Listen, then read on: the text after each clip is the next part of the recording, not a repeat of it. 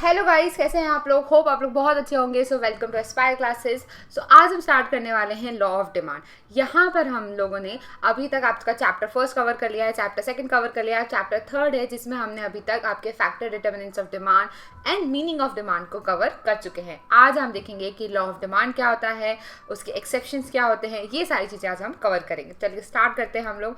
तो पहले देखेंगे कि लॉ ऑफ डिमांड होता क्या है। सो लॉ ऑफ डिमांड बेसिकली क्या बोलता है कि जब आपकी क्या हो रही है, प्राइस इंक्रीज होती है तो आपकी डिमांड क्या हो जाएगी, डिक्रीज हो जाती है। इसको हम क्या बोलते हैं, यहाँ पर इन्वर्स रिलेशनशिप होता है किसके बीच में, प्राइस एंड डिमांड के बीच में। जो अदर फैक्टर्स होंगे वो आपकी क्या होंगे, कांस्टेंट होंगे। मतलब उन सारे फैक्टर्स जो हम लोगों ने लास्ट वीडियो में पढ़े थे, यदि आपने नहीं देखा तो प्लीज़ आके चेकआउट करिए। जो अदर फैक्टर्स की यदि हम बात करते हैं वो क्या रहेंगे, कांस्टेंट रहेंगे। मतलब उनका इम्पैक्ट यहाँ पर नहीं पड़ेगा। यहाँ पर हम केवल किसकी बात करेंगे, केवल दो चीज़ों के बारे में, प्राइस एंड डिमांड। और यहाँ पर वो ये बोलता है कि यदि प्राइस बढ़ती है तो आपको डिमांड क्या हो जाएगी, कम हो जाएगी। तो एक बार चलिए इसमें पढ़ लेते हैं। So law of demand states that ceteris paribus मतलब कि ये जो सारी थिंग है, जो आपकी कंज्यूमर्स, इनकम ऑफ कंज्यूमर्स है, कॉम्प्लीमेंट्री गुड्स, सब्स्टिट्यूट गुड्स, वो क्या रहेंगे, कांस्टेंट रहेंगे, जिसको हम क्या बोलते हैं, ceteris paribus. Therefore there is a inverse relationship between price of a goods and the quantity demanded of a consumer. मैंने जैसे बताया कि प्राइस एंड क्वांटिटी में क्या रहेगा, आपका इनवर्स रिलेशनशिप रहेगा। यदि प्राइस फॉल्स होगी तो आपकी डिमांड बढ़ेगी, प्राइस इंक्रीज होगी तो डिमांड क्या हो जाएगी, डिक्रीज हो जाएगी। चलो नेक्स्ट देखते हैं हम लोग इसका स्केड्यूल, जो कि बहुत ज़्यादा इंपॉर्टेंट है, क्योंकि जब भी आपसे एग्जाम में यदि पूछा जाएगा कि लॉ ऑफ डिमांड क्या होता है तो आपको जो मीनिंग जो मैंने आपको अभी बताया वो, उसके अजम्पशंस एंड देन उसकी क्या करेंगे हम लोग, उसके स्केड्यूल्स एंड ग्राफ बनाएंगे। तो स्केड्यूल यहाँ पर क्या बोल रहा है कि जैसे जैसे क्या हो रही है, आपकी प्राइस कम होते जा रही है, आपकी डिमांड क्या होते जा रही है, बढ़ते जा रही है। जैसे प्राइस कितनी थी पहले, 500, 400, 300, 200, 100, तो डिमांड क्या हो रही है, आपकी बढ़ रही है 10 से लेके 50 तक। अब इसी को जब मैंने क्या करा है, ग्राफ रिप्रेजेंट करा है, देखिए आप देख रहे होंगे कि मैंने जब इसको ग्राफ रिप्रेजेंट करा है तो ये क्या हो रहा है, यहाँ पर इसको डाउनवर्ड स्लोपिंग आ रहा है। इसलिए हम लोग यहाँ पर एक क्वेश्चन आता है कि लॉ ऑफ डिमांड को डाउनवर्ड स्लोपिंग क्यों बोलते हैं। तो डाउनवर्ड स्लोप क्यों बोलते हैं हम लोग, क्योंकि जब एक चीज़ बढ़ रहा है तो दूसरा चीज़ क्या हो रहा है, यहाँ पर घट रहा है, तो यहाँ पर एक इन्वर्स रिलेशनशिप हो रहा है। इसकी वजह से इसको हम क्या बोलते हैं, डाउनवर्ड स्लोपिंग डिमांड कर्व भी इसके अदर नाम है, जिसके नाम से हम इसको जानते हैं। नेक्स्ट हम देखेंगे कि इंपॉर्टेंट फैक्ट्स जो लॉ ऑफ डिमांड के लिए इंपॉर्टेंट है। तो फर्स्ट इन्वर्स रिलेशनशिप, जैसे मैंने आपको बता दिया। अब यहाँ पर हम लोग जो भी बात करते हैं क्वांटिटेटिव टर्म में बात करते हैं, क्वालिटेटिव टर्म में नहीं बात करते हैं। हम लोग यहाँ पर नंबर्स से बात करते हैं, ना कि आपका सेटिस्फेक्शन कितना है, या फिर हम इसको जिसको हम नहीं एक्सप्रेस कर पाए उसमें हम नहीं बात करेंगे। यहाँ पर कोई प्रोपोर्शनल रिलेशनशिप नहीं है। मतलब प्रोपोर्शनल रिलेशनशिप मतलब कि यदि मैं बोल रही हूँ कि 20% से मेरी क्या हो रही है, डिमांड कम हो रही है, तो 20% से ही मेरी 20% से मेरी प्राइस बढ़ रही है, तो मैं ऐसा ज़रूरी नहीं कि 20% से ही मेरी डिमांड कम होगी। मे बी कम से हो सकती है, मे बी ज़्यादा से हो सकती है, ये सब चीज़ें वेरी हो सकता है। कम होगी ये पक्का है, बट किस परसेंटेज से कम होगी या इक्वली होगी ये ज़रूरी नहीं है। एंड लास्ट जो होता है हमारा वन साइडेड मतलब कि जैसे अभी तक हमने बात करी सेटरिस पेरिबस की, यहाँ पर हम लोग सारे फैक्टर्स को कांस्टेंट लेते हैं एक्सेप्ट डिमांड को, एक्सेप्ट प्राइस को। तो यहाँ पर प्राइस हमारी क्या रहती है, केवल एक वन साइडेड रहती है, बाकी सारी चीज़ों को हम क्या कर रहे हैं, कांस्टेंट ले रहे हैं। इसलिए हम इसको बोल रहे हैं कि यहाँ पर वन साइडेड चीज़ों की बात की जा रही है। नेक्स्ट होता है हमारा reason of law of demand. Reason क्या है, फर्स्ट क्या होता है हमारा, law of diminishing marginal utility.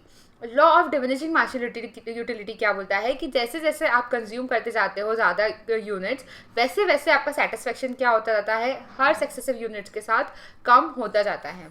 For example आपको चॉकलेट्स बहुत पसंद है, तो आपने 1 चॉकलेट खाई, 2 चॉकलेट खाई, 3 चॉकलेट खाई, बट 4-5 के बाद आपको क्या होगा, आपको ऐसा अजीब सा लगेगा कि नहीं यार अब मैं और नहीं खा सकती। पर पहले चॉकलेट के खाने के बाद जो आपको सेटिस्फेक्शन मिलेगा वो मे बी 4th के बाद आपको नहीं मिले। तो ये क्या हो रहा है कि धीरे धीरे आप क्या कर रहे हैं, आपका सेटिस्फेक्शन क्या होता जा रहा है, कम होता जा रहा है।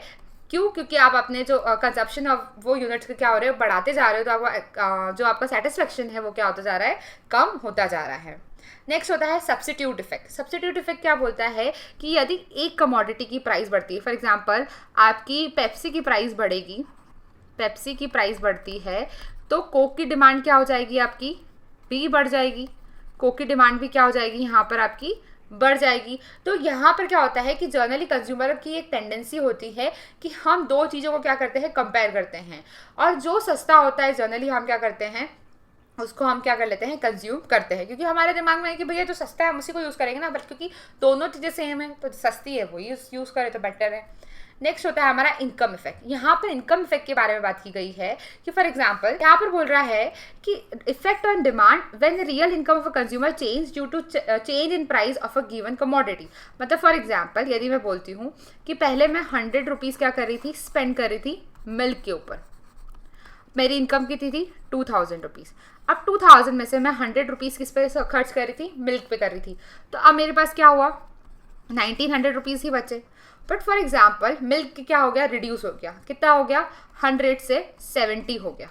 तो अब मेरी रियल इनकम 30 रुपीज़ से क्या हो जाएगी, बढ़ जाएगी। कितनी हो जाएगी अब, 1390। अब मैं इस 30 रुपीज़ का कुछ और क्या कर सकती हूँ, कुछ और बाय कर सकती हूँ, कुछ और डिमांड कर सकती हूँ, दूसरे प्रोडक्ट बाय कर सकती हूँ। तो ये क्या होता है, आपका इनकम इफेक्ट होता है। नेक्स्ट होता है एडिशनल कस्टमर। पहले प्राइस ज़्यादा थी, फॉर एग्जांपल यदि मैं बात करूँ अभी रिसेंटली यदि हम बात करें, पहले जनरली आज क्या दालें क्या चल रही है, 200 रुपीज़ के.जी चल रही है। जो आपकी अरहर दाल है वो कितनी, जो पल्सेस है वो 200 रुपीज़ के.जी चल रही है। पर तो ऑब्वियसली ज़्यादा कस्टमर्स उसको अफोर्ड नहीं कर पा रहे, जो लोग गरीब है या जो लोग इतना नहीं कर पाएंगे कि उनकी इनकम ऑलरेडी कम है, उसमें से 200 रुपये की 1 kilo dal, it's huge amount, बहुत ज़्यादा हो जाता है। तो उसलिए क्या आप ज़्यादा कस्टमर्स नहीं बाय कर पा रहे हैं। लेट्स सपोज अब ये 200 से कितनी हो गई, 150 हो गई। तो पहले जो कस्टमर्स पहले जो बाय नहीं कर पा रहे थे, अब वो भी क्या करने लग जाएंगे, बाय करने लग जाएंगे। तो इसको हम क्या बोलते हैं, एडिशनल कस्टमर्स के बारे में बात करते हैं। नेक्स्ट लास्ट होता है डिफरेंट यूजेस।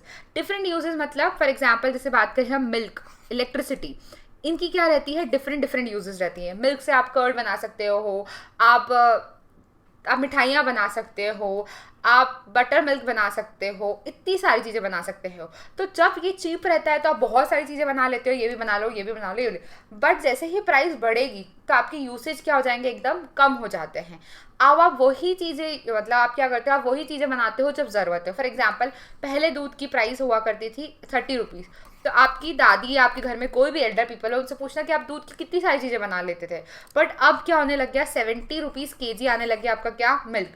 तो अब क्या करो, आप कम चीज़ें यूज़ कर रहे हो, कम दूध मंगवा रहे हो, कम कर्ड जमा रहे हो, क्योंकि अब प्राइसेस क्या हो गई है, बहुत ज़्यादा हाई हो चुकी है। तो होप आपको समझ में आया होगा reason for law of demand. Next देखते हैं हम लोग exception. Exception of law of demand. Exception का मतलब होता है कि कहाँ लॉ ऑफ डिमांड अप्लाई नहीं होता है। तो फर्स्ट होता है आपका गिवन गुड्स। गिवन गुड्स कौन से गुड्स होते हैं, जो कि इंफीरियर गुड्स होते हैं, मतलब इनकी क्वालिटी इतनी अच्छी नहीं होती है। बट यहाँ पर ये इम्पैक्ट होता है कि यदि इनकी प्राइस बढ़ती है तो डिमांड भी क्या होती है, बढ़ती है। प्राइस कम होती है तो इनकी डिमांड भी क्या हो जाती है, कम हो जाती है। ये फॉर एग्जांपल बाजरा, ज्वार। तो ये जो बेसिकली उनका जो रॉबर्ट गिफिन थे, इन्होंने ये कॉन्सेप्ट के बारे में लेके आए थे गिफिन गुड्स के बारे में। तो उनका ये मानना था कि यदि एक ह्यूमन टेंडेंसी होती है इंफीरियर गुड्स के बारे में, कि यदि हमें लगता है कि उसकी प्राइस ज़्यादा है तो उसकी क्वालिटी भी ज़्यादा अच्छी होगी और हमें खाना चाहिए। बट यदि उसकी प्राइस लो होती है तो हम ये सोचते हैं अरे ख़राब होगा क्वालिटी में या फिर अच्छा नहीं होगा, तो हम उसको बाय जनरली नहीं करते हैं। तो ये क्या होता है, हमारा गिफिन गुड्स का कॉन्सेप्ट होता है। चलिए एक बार देख लेते हैं हम लोग क्या बोल रहा है ये, कि this are special kind of inferior goods which consumer spend large part of his income and their demand rises with increase prices. मतलब यदि प्राइस बढ़ते हैं तो ही उसकी डिमांड बढ़ती है, और यदि इसकी प्राइस कम होती है कब, कि जब उसकी प्राइजेस भी क्या हो जाते हैं, फॉल हो जाते हैं। नेक्स्ट होता है आपका स्टेटस सिंबल। स्टेटस सिंबल में क्या होता है कि फॉर एग्जांपल पेंटिंग्स बहुत महंगी होगी तभी हम उसको खरीदते हैं। फॉर एग्जांपल सलमान खान का ब्रेसलेट, तो हम क्या होता है ना कि उसके ऑक्शंस लगते हैं, लोग उसको खरीदते हैं, उसके ऑक्शन लेते हैं कि जो ज़्यादा बोलेगा उसको मिलेगा। फॉर एग्जांपल गांधी जी का चरखा। तो ये सब चीज़ें क्या आते हैं, आपके स्टेटस सिंबल में आते हैं। कोई आपके घर आएगा तो बोलेगा अरे ये तो वो है गांधी जी का चरखा है, तो हाँ लाइक यू फील गुड ना। सो ये सब चीज़ें क्या होता है, तो आप ज़्यादा प्राइस दे के क्या करते हो, ये स्टेटस सिंबल्स की गुड्स खरीदते हैं। नेक्स्ट होता है फियर ऑफ शॉर्टेज। अब कोविड के टाइम पे हमें हमेशा क्या लगता था कि शिट अभी लॉकडाउन ना लग जाए, अभी लॉकडाउन ना लग जाए, तो जनरली हम क्या करते थे, हम उसको पहले से स्टोर कर लेते थे, पहले से उसकी प्राइस बाद में जाके कम हो ज़्यादा हो डजेंट मैटर। अभी प्राइस उसके बड़े हुए बट फिर भी हम क्या कर लेते थे, उसको खरीद लेते थे। फॉर एग्जाम्पल मेडिसिन सबसे ज़्यादा एग्जाम्पल अच्छा है कि मेडिसिन में लोगों ने 1,000 रुपये का इंजेक्शन 5-5, 10-10 हज़ार रुपये में बेचा है। क्यों? क्योंकि हमें ये डर था कि कहीं वो ख़त्म हो जाएगा तो हमारे घर में जो लोग हैं उनका क्या होगा, shortage of fear of shortage की वजह से। अब वहीं पर आता है आपका इग्नोरेंस, मुझे पता ही नहीं और मैं महंगा लेके आ गई। रिसेंटली मैं एक टमाटर लेने गई थी, टमाटर अभी बहुत महंगे चल रहे हैं, तो हमारे यहाँ पर 90 रुपीज़ kg चल रहे हैं। अब मुझे नहीं पता था कि 90 रुपीज़ kg चल रहे हैं, मैं 120 रुपीज़ दे के आ गई। उसने बोला कि 120 रुपीज़ है, मैं दे के आ गई। जब मैं घर पे आई तो हमारे जो हेल्पर दीदी है उन्होंने बोला कि अरे भाभी यहाँ तो 90 रुपीज़ का चल रहा है। मतलब शिट, मैंने प्राइस क्या करी है वहाँ पर ध्यान नहीं दी, तो ये इग्नोरेंस में क्या करके मैं ज़्यादा पैसे दे के आ गई। नेक्स्ट होता है नेसेसिटी ऑफ लाइफ, कि नेसेसिटी है कि तो खरीदना ही है, अब तो कोई ऑप्शन ही नहीं है। For example medicine, for example कपड़े, फॉर एग्जांपल फूड, तो प्राइस ज़्यादा हो कम हो डजेंट मैटर, खरीदना है तो खरीदना है।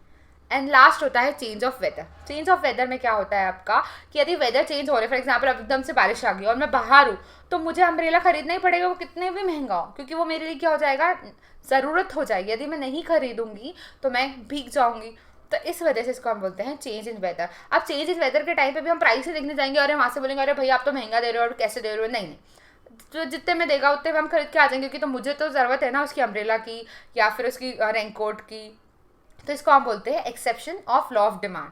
तो ये जो चीज़ है, ये आपका ये पूरा क्वेश्चन बनता है और एक्सेप्शन से आपको बहुत ज़्यादा क्वेश्चंस पूछे जाते हैं। लॉ ऑफ डिमांड तो इम्पॉर्टेंट है ही है, लॉ ऑफ डिमांड में exception to law of demand ही बहुत ज़्यादा ही इंपॉर्टेंट रहेगा।